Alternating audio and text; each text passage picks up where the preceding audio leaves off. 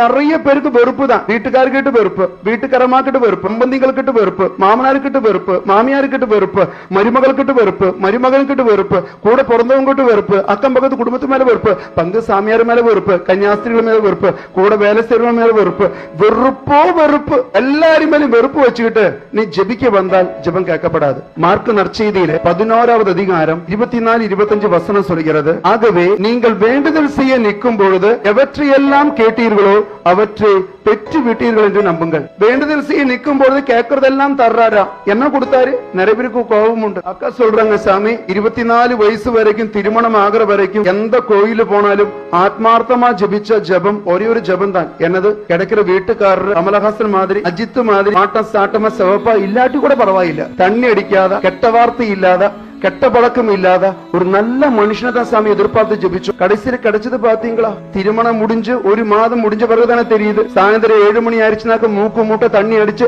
வேஷ்டியும் கழட்டி தோளிலும் கட்டி ரோட்டோட நீளமும் அகலமும் வளர்ந்து வர்றாரு. இதான் சாமி கொடுத்தது. நிறைய அண்ணன்மார்கள் சொல்றாங்க, சாமி 27 வயசு வரைக்கும் திருமணம் ஆகிற வரைக்கும் ஆத்மார்த்தமா ஜெபிச்ச ஜெபம், கிடைக்கிற மனைவி பெரிய நயன்தாரா, த்ரிஷா, இப்படி ரொம்ப அழகா ஸ்மார்ட்டா இல்லாட்டி கூட பரவாயில்ல, கிடைக்கிறது கொஞ்சம் அன்பான, பொறுமையான, பாசமான, அமைதியான, ஜெபிக்கிற ஒரு நல்ல மனைவியை கிடைச்சா போதும்னு ஜெபிச்ச சாமி.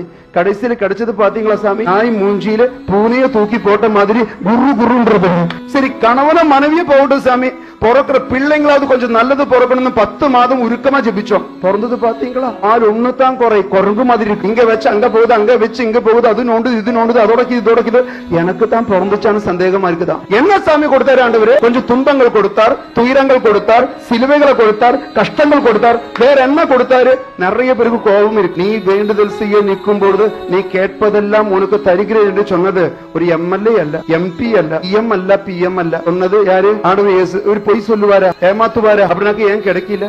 ஏன் கிடைக்கலன்னு கேட்டாக்கா, நீ வேண்டுதல் செய்ய நிற்கும் பொழுது நீ கேட்பதெல்லாம் உனக்கு தருகிறேன் என்று சொன்ன ஆண்டவர் அதை சொல்லி முடித்த உடனே அடுத்த வசனம் 25வது வசனம் ஒரு நிபந்தனை எழுதி வச்சிருக்கிறார். என்ன தெரியுமா?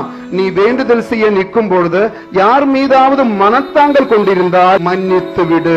நீ மெழுதிரி பத்த வச்சுக்கோ, பைபிள் சொல்லவில்லை. உண்டியில காசு சொருவிக்கோ, பைபிள் சொல்லவில்லை. குடி மொட்டையடிச்சு கொடுத்துக்கோ, பைபிள் சொல்லவில்லை. தேரு தூக்கு, பட்டாசு வெடி, பைபிள் சொல்லவில்லை. பைபிள் சொன்ன ஒரே ஒரு விஷயம், உன்னுடைய வேண்டுதல் நிறைவேறணுமா? ஜெபிக்க வரும்பொழுது யார் மீதாவது கசப்புணர்வு இருந்தால், மனத்தாங்கள் இருந்தால் மன்னித்து விட்டு வந்து ஜெபி. உன் ஜெபத்தை நான் கேட்கிறேன். ஆனா நம்ம மக்கள் எப்படி தெரியுமா? 8, 10, 15 வருஷமா பக்கத்து வீடு மூஞ்சிலும் முடிக்க மாட்டாங்க. எல்லையில அப்படியே இந்தியா பாகிஸ்தான் போர் நடக்கிற மாதிரி நிலபுலன்களுக்காக, சொத்துக்காக சண்டை நடக்கும். ஆனா கோயிலா நடந்து பக்தியோட